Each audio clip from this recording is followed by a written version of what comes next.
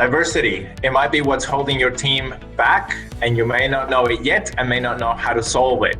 For that reason, I'm really excited to tell you that Data Futurology has established a partnership with She Loves Data, and we're doing a series dedicated on improving diversity in your organization, in your teams, in your workplace, so you can get the most value out of your teams, out of your data, and create products that the market really wants. Tune in every week as we speak with executives and female leaders from all over the world on how they have targeted and improved the diversity in their teams, and you can find out what we can learn from them. We are thrilled as a She Loves Data to be part of the Data Futurology podcast, where we will showcase some female leaders, but the leaders from tech industry, and we will be talking about strategies, about data, about biases, and about diversity. Join us. I wanted to say a big thank you to our sponsors. One of our sponsors is Shine Solutions Group.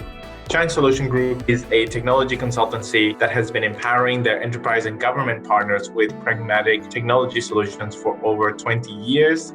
Learn more at shinesolutions.com. Also, a big thank you to SAS, giving you the power to know. Through innovative software and services, SAS empowers and inspires data advocates around the world to transform data into intelligence. Committed to diversity, did you know about the Women in Analytics network that they have? It's a SAS-sponsored networking program aimed to strengthen diversity in the analytics field. Check it out in the show notes below. They're definitely committed to it as they're helping us with this diversity series too. I also would like to tell you about Growing Data. Growing Data is a consultancy that helps organizations unlock the full potential of their data.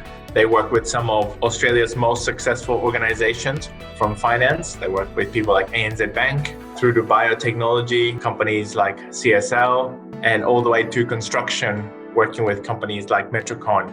They help these and many more companies solve their most challenging data-related problems in analytics, machine learning, data engineering, and data governance. While I was at ANZ Bank, I got the pleasure to work with the team at Growing Data, and I can tell you for a fact they are top-notch. I highly recommend Growing Data. Find out more at growingdata.com.au. Also, a big thank you to Talent Insights. Talent Insights are Australia's leading data specialist recruitment business. They are experts in recruitment strategy and delivery for analytics and data teams. They are the go-to recruitment business for all your data roles in Australia, and they can help both with permanent hires and short-term project-focused data resources. I've used Talent Insights in the past, and I've always found them fantastic to work with. Visit them at talentinsights.com.au. Hello and welcome to episode 2 of the She Leads Getting Real About Diversity and Data series, brought to you in collaboration with She Loves Data. Today we're exploring how the pandemic highlighted the need for data-driven and diverse leadership. I'm your host, Mina, Head of Content at Data Futurology, and I'm joined by our co-host, Patricia Mulles, Head of Global Partnerships at She Loves Data. Thank you, Monica. Hello to our listeners. And I'm really thrilled to be here representing She Loves Data. Monica, I have to say, it was an absolute pleasure working with you and our respective teams to putting together this series. So thank you for partnering. Likewise. Look, we are thrilled today as well to welcome our special guest from Mumbai, Anu Madgavkar, who's the partner at McKinsey Global Institute. Anu's recent research has focused on global labour markets and skills and gender economics, and she's here to share with us today her recent body of research around COVID's effect on gender inequality and the future of women at work. Anu, welcome, and thank you so much for joining us. Thank you, Monica. It's absolutely, I'm delighted to be part of this podcast, and it's a real pleasure to be in this conversation with you and Pat and, with all our viewers and audiences. Thank you. We're really, like I say, really interested in your body of research and also how you came to be in this field. I'm just keen to hear more about your journey and how you ended up in this area of research. That's an interesting question. Looking back, I've been sort of with McKinsey and Company for almost 20 years. And it did not start out that I was, very, very focused on topics around diversity and inclusion necessarily. I think like most people of my generation and background in India, I didn't really think about myself as a woman, right? As I was going through school and then, higher education and then entering the workforce, didn't really think about this as a topic that mattered. In fact, I clearly remember that in my very first, the first time I was being interviewed for a job, when I was finishing up my MBA and I was ready to enter the job market. One of those interviews, and it wasn't McKinsey, but it was a financial services organization. And there was a very senior woman leader who was actually interviewing me. And the interview went very well. And then all of a sudden she said, it came out of nowhere, but the question she asked is, will you continue working once you get married? And I have to say, I was dumbfounded. It was the one question in the interview that I had no answer for because I had never conceived of anything other than that. And I couldn't quite figure out why she was asking. I went into consulting, and then there was a time, and that was essentially once I had, my first child and then a second. I have two kids who are now teenagers. But I think motherhood did change some things for me and did make me much more aware of notions like, how do you actually, work-life balance really matters? How do you juggle the double shift? And then I started focusing more on this notion that there's a really leaky pipeline and a lot of women do drop out. And as you start thinking about that and navigating that, your own journey through that, I think I got a lot more interested in, well, why does this matter to the world at large and to economies and to women around the world? And that was the start of, I think, a lot of work that we did at McKinsey Global Institute to contribute to the body of knowledge here. Amazing. And I can relate to a lot of that, actually. Absolutely. I was just about to say that, motherhood really changes your perspective when it comes to work, and it definitely forces you to identify certain priorities. We'll touch a bit more on diversity as well later, but I'd like to touch as well on the state of work now, right? The International Labour Organization estimates that nearly 400 million jobs were lost by the end of the second quarter of this year. And yeah, the numbers are quite dire. My question, Anu, is how has this massive displacement changed the way McKinsey characterized its future of work prognosis? That's a great question, and it's actually a topic that we are working on at the moment. I think a couple of things, right? So this has been an unprecedented shock to the labor market worldwide, right? No country has been free of this. But we have headed into this crisis. If you look back at the last, let's say, 2 decades, and you look at the advanced economies, the OECD countries, there were some really interesting labor market trends that happened in the last 2 decades, because despite the shock of the 2008-9 global financial crisis, we were actually at a place pre-COVID where job growth was actually very strong and had reached record, the employment rate in economies had reached record highs. Now, there was a change in the composition of the kind of jobs people were doing. And I think one of the most significant changes was that there was far less, structured, formal and structured and predictable, secure job contracts, because all of the new work was much more, either gig economy workers, right, or people who, for partly out of choice and partly out of circumstance were, working on small, shorter term contracts or project-based work and getting paid for what they were doing, right? So the nature of work had become more variable, but there was still a lot of job opportunities. Now, what's happened with COVID is that a couple of these trends, which are long-term trends, are actually getting accelerated. And the first of these is likely to be automation. Automation has been changing the nature of work, for the last 10 years or more. But we are likely to see more companies, keen to invest in automation just to make their, cost base more resilient, more flexible, and so forth, right? So the pace at which, looking out 10 years, I would say that the pace at which automation is changing the inherent work that we are all doing, that will accelerate, and that's going to affect all people in the workforce.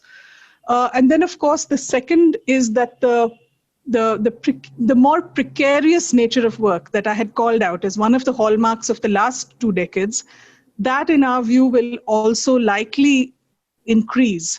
So there will be more, perhaps reliance on independent models of work, and companies may not be that keen to, in the near term, rebuild their workforce, but might actually want to have that workforce flexibility and outsource a little bit more, or variabilize their cost base a little bit more. So these trends are likely, both automation as well as the trend towards more alternative work arrangements will both likely accelerate post-COVID. And then the third piece is, of course, how COVID is impacting the world of work for women, which we can also get into. Yeah, it's really interesting actually how the pandemic has changed people's attitudes to work. As you mentioned, there was a lot of people quite comfortable on contract work and that kind of thing. I think a lot of people now are saying they are much more risk averse, and going forward they'll be much more cautious about the types of jobs they take. Following on from that macro view, what impact do you think the pandemic has had specifically on women and gender inequality? So this is a very sobering set of findings, actually, that we have. In general, again, just looking back at past trends, we have seen at best modest improvements in gender parity at work over the last 5 to 7 years. It hasn't proceeded in a dramatically fast fashion. Mm-hmm. What COVID's actually done is, at the moment, it has been regressive. So it's actually pushed gender parity further down in the following sense. We have found, there isn't sort of perfect data on this available, but we've studied this across a few countries, and our sense is that women have been, more likely to experience unemployment and job loss through the COVID crisis than men. If you extrapolate or estimate these numbers globally, it means that women are about 39% of the global workforce, but they account for 54% of global unemployment. So 39% of workers, but 54% of global unemployment. And this is partly because, so there are 2 sets of reasons, right? You might wonder why this is the case. So one set of reasons is because the world of work is still very gendered, and there are certain sectors and occupations in which women, cluster, right? They're kind of represented in those sectors or occupations in greater share.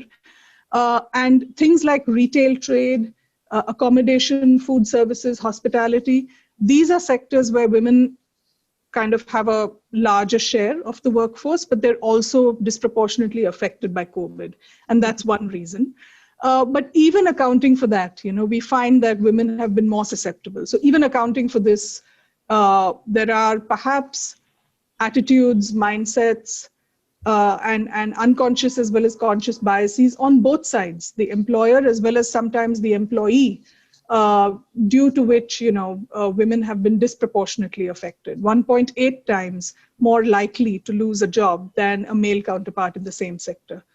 So this is not great news, because the cause of gender parity and improving gender parity in the workforce is actually a huge economic opportunity for every country in the world. And we had estimated that that's like a $12 trillion opportunity out to 2030. If you look at, the progress that all countries in the world could make in terms of improving women's labor force participation. But against that potential of 12 trillion on the positive side, if you look at what COVID's already done, it has set us back to a negative 1 trillion, right? So there's a huge gulf. Instead of making progress towards the 12, we're actually down to a negative $1 trillion potential relative to where we would have been otherwise. And that's not good news. I think what it means is that there's an urgent need for both policymakers as well as business leaders to really think about this issue and act on it now. What would be those specific steps that you think business leaders or even governments should take in order to address these gaps that are unique to women? So I think this is also a period of great, because it's a very disruptive period, it's a period of great, let's say, innovation and experimentation. And I think we need to really embrace this time, therefore, to be more aggressive and experiment with more gender-friendly ways of support, both on the government or policy side as well as on the business side. So, for example, I think governments are, extending themselves in a very major way around the world in terms of providing either income support, credits, vouchers, or direct transfers to households who are vulnerable.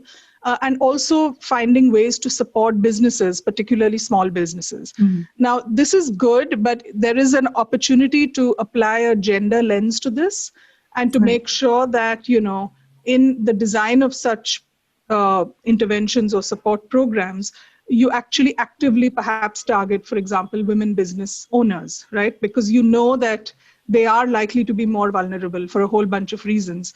One of which, by the way, is that the burden of caring for the home has actually gone up so much with COVID. Exactly. And women are taking the big load there, right? So policymakers can apply that gender lens in the way they design some of this. And I think for business leaders, this is really a moment of truth because for leading companies and organizations, how we come out of COVID from a talent value proposition perspective, how we come out and the extent to which we've supported women through this is something that will last. The memory of this will last, and your value proposition as an employer in the war for talent will be affected unless you actually actively help women through things like, flexibility schemes, right, that actually allow women to adjust their workload through this period. I mean, Zoom has been a blessing in some ways, but it's also meant that, there really are no boundaries and barriers between work and home anymore, exactly. Right? And we've got to be sensitive to that, and we've got to make it okay for women to kind of draw some lines, right, at some point. Right. And companies that do that are going to be the companies that actually have greater stickiness and loyalty from their workforce. Thank you, Anu. I just have a follow-up question to that. There is leaders working to address diversity. That's one thing. And then you have diversity within the leadership itself, which is an entirely different issue. Now, we've been going through some of your publications on diversity, delivering through diversity. And they have established for sure that indeed diversity is a key driver for competitive advantage, not just for businesses, but also for economies in general. So would you care to share any data points that shows evidence that substantiates essentially that a diverse leadership can only benefit any organization? No, absolutely. I think that piece of work, so we actually looked at more than 1,000 companies around the world from a mix of, countries and geographies and so on.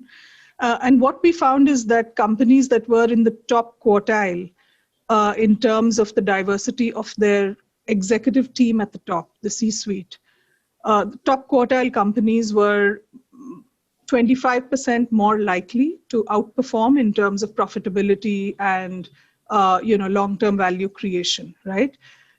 Equally, so this is the diversity dividend in some ways to companies. And this is true not just of gender-based diversity, but also ethnic diversity, right? But what's interesting is that the converse is also true. So the companies at the bottom quartile, the diversity laggards, so to speak, also had a 29% lower profitability or average value creation, right? So it's very clear that, well, this is a correlation. So let's not, necessarily conclude that it's cause and effect, but it's very clear that at the company level, higher achievement on diversity across these dimensions goes hand in hand with better performance on really hard economic metrics over substantial periods of time. That's a really solid statistic. It's pretty crystal clear there.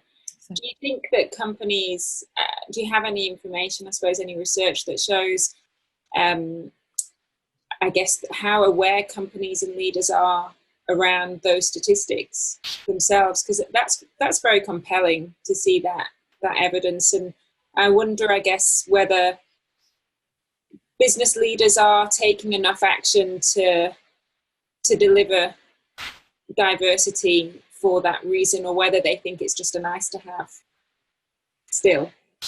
I think there is awareness, and there is at least a heightened sense of stated intent, right? So, I mean, I think leaders genuinely want at some level to move in a positive direction on this. I think from surveys, it's something like more than 80% of CEOs say that diversity is a top 3 topic, and that number's gone up from roughly 70%, right, over the last few years. So at one level, that's there, but I think where it's not enough, right, is probably 2 things. One is coming to the theme around data. I think it is really important to understand this, both the issues, the bottlenecks, as well as the possibilities, but to understand it at a very granular level.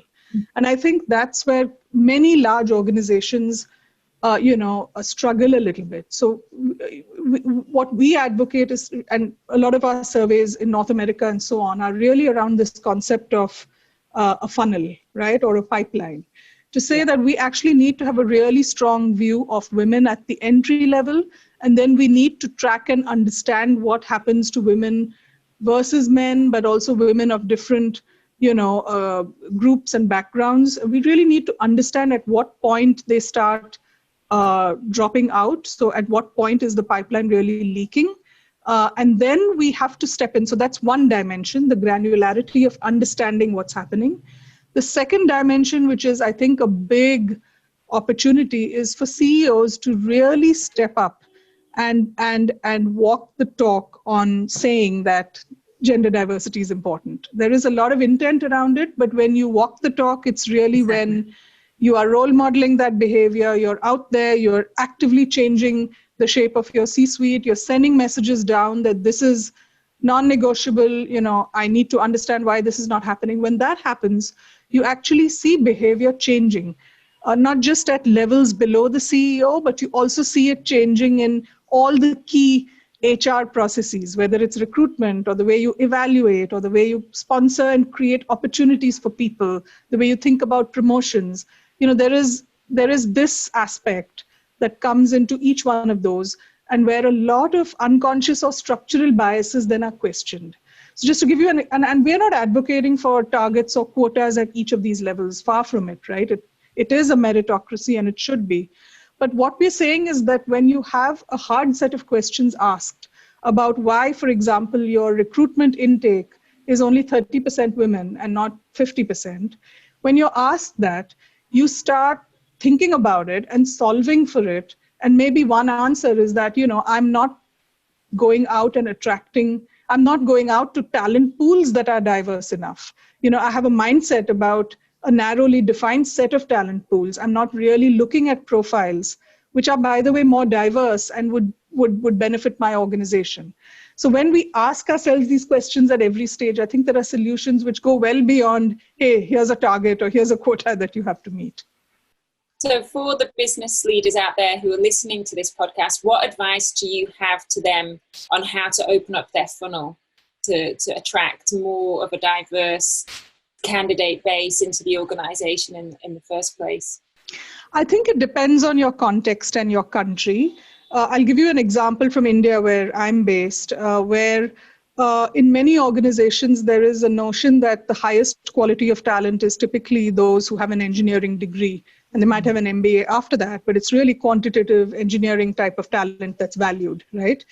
And what we are finding is that it's actually interdisciplinary talent that's actually most effective, as well as the ability to work in teams and really weave together solutions which are holistic based on lots of specialized talent. So if I change the mindset, and I would urge all business leaders to do this, change the mindset to say it's not about a specific educational background that you should be wedded to, for example, but it's really these skills at being interdisciplinary, able to kind of join the dots on multiple areas. You might actually look at different disciplines. You'd be much more open to creative disciplines. You might be more open to communications-based, disciplines. And you might actually look there and find the right kind of skill. So it's a little bit about, it always has to start with what makes sense for your business. And we would be the last to say, pursue diversity for its own sake. It's because it makes sense for your business from a strategic and economic perspective. But the diversity nudge makes you question that and say, okay, what is it that I really need? And quite oftentimes the answer is about, the answer leads you to more diverse talent pools and attracting those into your company. Absolutely. You mentioned the need not just for particularly technical or hard skills, but also soft skills like adaptability and creativity and such. What would be the best way to convince our business leaders to change that mindset of moving away from paper credentials and the traditional way of funneling candidates based on such credentials? Do you think that it's more than just a policy change, but rather a cultural change? You mentioned mindset change. How do we affect this? Is it something that needs to start from as a realization by individual leaders, or do you feel that it needs to be an external push? I think that's a great question. So how does this change really happen? Yeah. And I think it does need to lead from conviction and internal conviction. But then the question is, well, what actually builds that conviction, right? So I think one good place to start is, again, the data. And if you look at the data around, for example, there is now extensive data around skills, right? So there's a whole taxonomy of the different kinds of tasks and activities and skills that we use in each of our jobs. What I do might comprise 50 or 60 different tasks that have different kinds of skills associated with them. And we, for example, have then mapped that to levels of automatability, right? Saying some of these skills are easily automated, others are actually not. And if you run that model out, I think the data stares you in the face, which is to say that the skills which will be more in demand as automation increases will actually be one of the top two skill buckets. Of course, being able to understand and work with technology is clearly one of the top buckets of skills, right, that will be in demand, no doubt about that.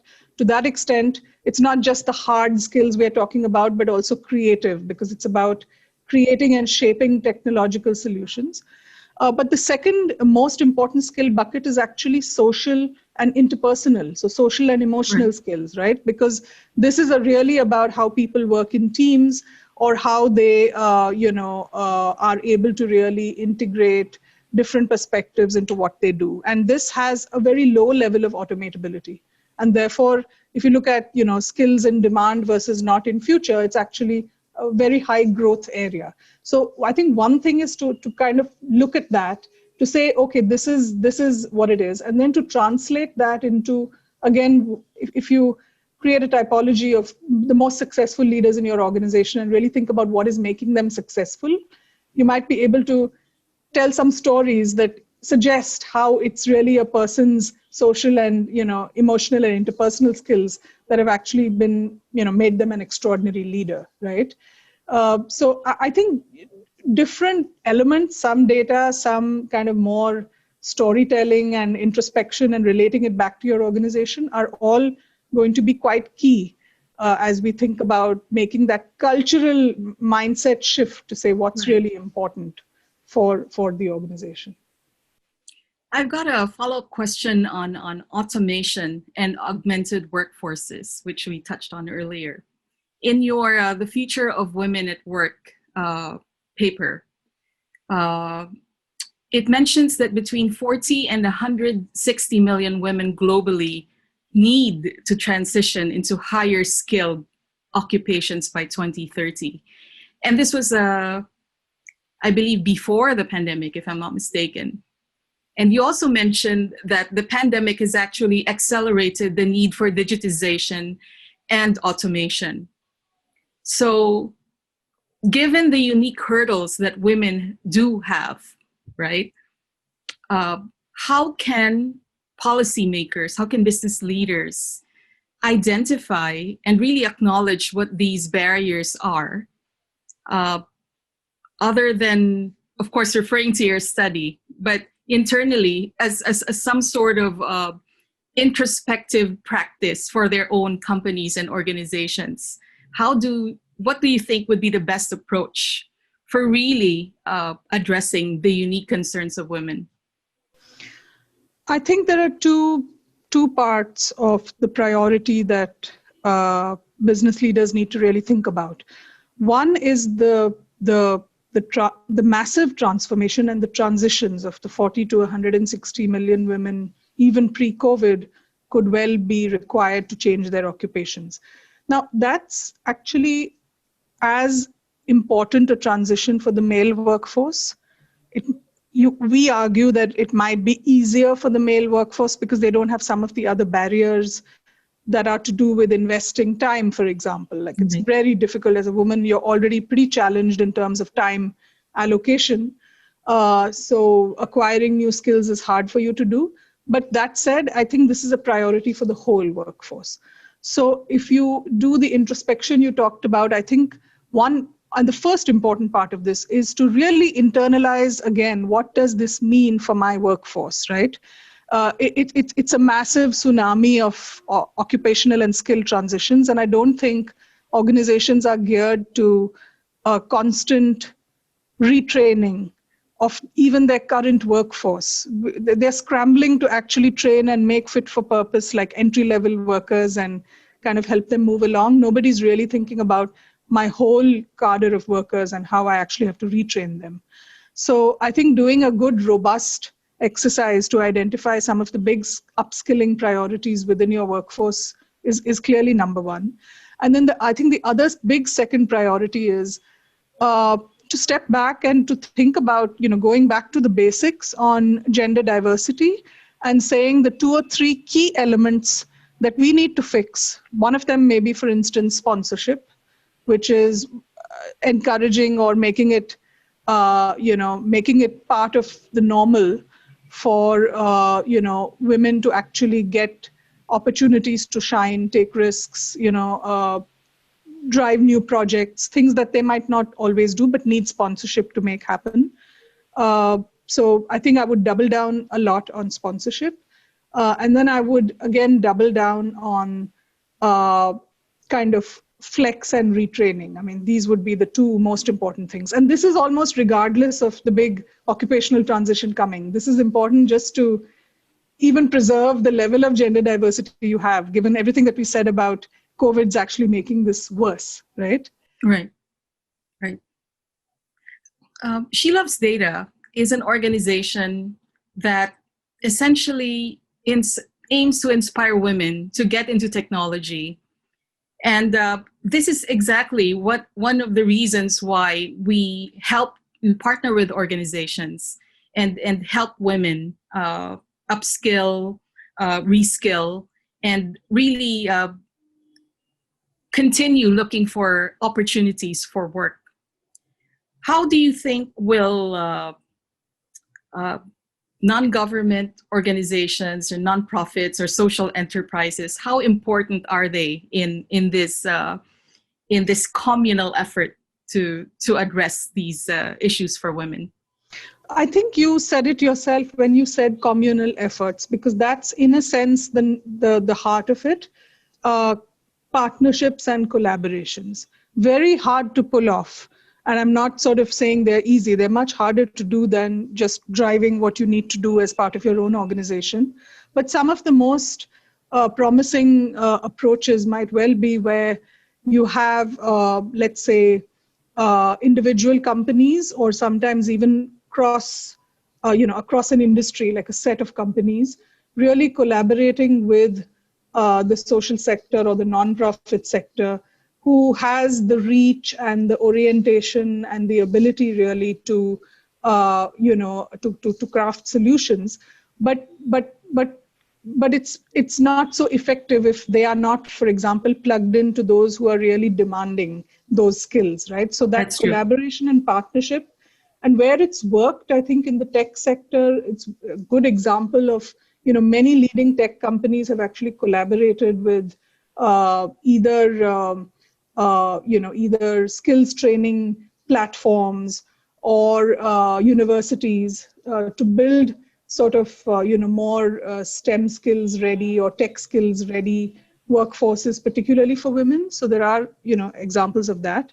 I think the challenge is taking that up 2 or 3 notches, because it's a lifetime or lifelong training we're really talking about. It's not just the initial train, apprentice, get the person a job in a tech company, and then hopefully they're okay. But this is about taking some of those skills and thinking about lifelong skilling and across sectors, because every sector is going to be affected by tech. So the magnitude is much, much more. But I think the spirit of these partnerships, because it has to be demand back. And we have found everywhere that when it's not demand, derived from the demand side of the story, if it's only a supply side intervention, that doesn't really work that well. It's a fair point. Which are the key skills that we should focus on building for workforces to help fuel technological and economic progress? I think they are at 2 or 3 levels. There is a level which is very important around just basic functional knowledge of how to use tech. And for many economies and many parts of the workforce, that's not necessarily something we can assume, but that is something they're going to have to do, right? So whether it's, the nurse of the future, right? She's going to have to actually probably do a lot of the triage using some kind of a device that is capturing patient data, right? Or if you think about the assembly line worker of the future, that person is already today, and more so in future, going to be basically looking at machines and devices that are already tracking a lot of the data in the plant and then trying to make operational decisions on that basis, right? Or go all the way down to an e-commerce logistics executive who's actually at a very basic level needs to at least understand how to use the app and go and deliver, the product to the right address, right? So at every level, we can't assume, but I think for workforce skilling, there's a lot of functional technology usage that's going to be important.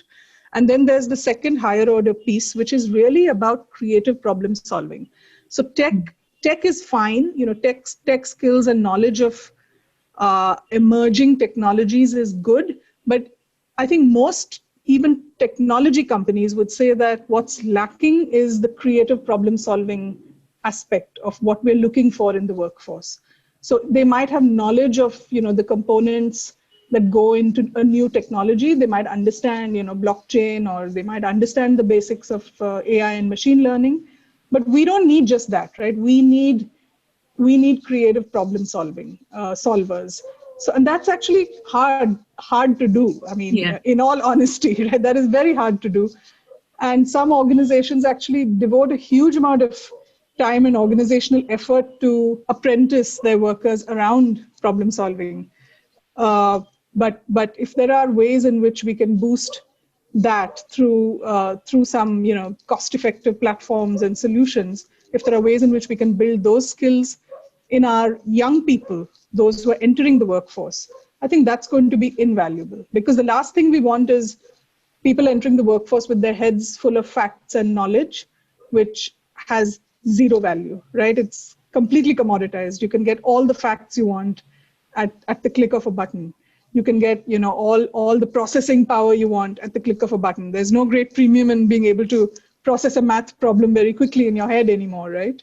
What you do need is this ability to be a problem solver and look at different things and come up with a way to think about them or build a solution around them. Sounds great. I guess that's where the trend for design thinking, applying design thinking to problem solving can come in handy. So Anu, your passion and personal investment in diversity as a topic is of course very evident, and I think you're so fortunate to be actually researching on the topic. Can you share with us any initiatives by McKinsey that are in support of developing women's careers, and can you share any impact that they may have already affected, apart from of course you propagating all these knowledge and research to our thought leaders? Yeah. No, again, I think that's an important question. I think as we think about it for ourselves as a firm, I would say with all humility that it's a journey for us as well, as with many other firms. It's not simple, and it's something that is important, but we are still moving along that journey, right? And I would say that that movement has actually received a considerable amount of momentum and push in the last few years. A lot of this is coming together in a sort of movement or formation. We call it All-In. So All-In basically is a sort of commitment and action around that to support those in the firm across a range of backgrounds, perspectives, orientations. It's not just gender, it's sexual orientation, it's ethnic backgrounds, religious backgrounds. So it is an all-encompassing idea to say that we want to make the firm better for all of these. And remember that for a firm like ours, if we don't get this right, this has serious consequences, because it is all about being able to attract the best talent, right? It is really about that. And to help that talent thrive, we just can't do that unless it's a diverse talent pool. Because the solutions we come up with will be boring or outdated or not in tune with what our clients want, right? So it is crucial. And to your question around what is it specifically that we're doing, for example, I think on the women piece of All-In, there is a huge focus now on sponsorship in particular. So we look at women at different kind of stages in terms of the different cohorts as they go through different roles at the firm. But there is a time when creating opportunities for women is critical. So opportunities to get plugged in with the right client teams, opportunities to help drive a knowledge initiative or an office initiative, really give leadership opportunities to women, because we really want to level the playing field when it comes to opportunity. That's non-negotiable, and nobody would argue ever that that's unfair, right? So if we level the playing field on opportunity, what we're finding is that we are more than leveling in terms of the outcomes, because women are actually doing extremely well given those opportunities. Another really interesting initiative is we've taken unconscious bias head on, and we have micro modules to sensitize people or just make them aware, right, of the kinds of assumptions we make when we're in a team. We're doing it all the way down, because actually the moment of truth is when a consultant's in a team working with the client, with the project manager or an engagement manager. It's those kinds of habits that actually shape the level of confidence or optimism that women have to progress and believe this is a great firm to work in. So we are consciously working at all those levels to change those mindsets and attitudes. Thank you. Thanks, Anu. It's a really interesting topic around unconscious bias and the blind spots that we all have, I suppose, and aren't aware of. Are there any sort of tools that you'd point people towards to just sort of up their knowledge on that area?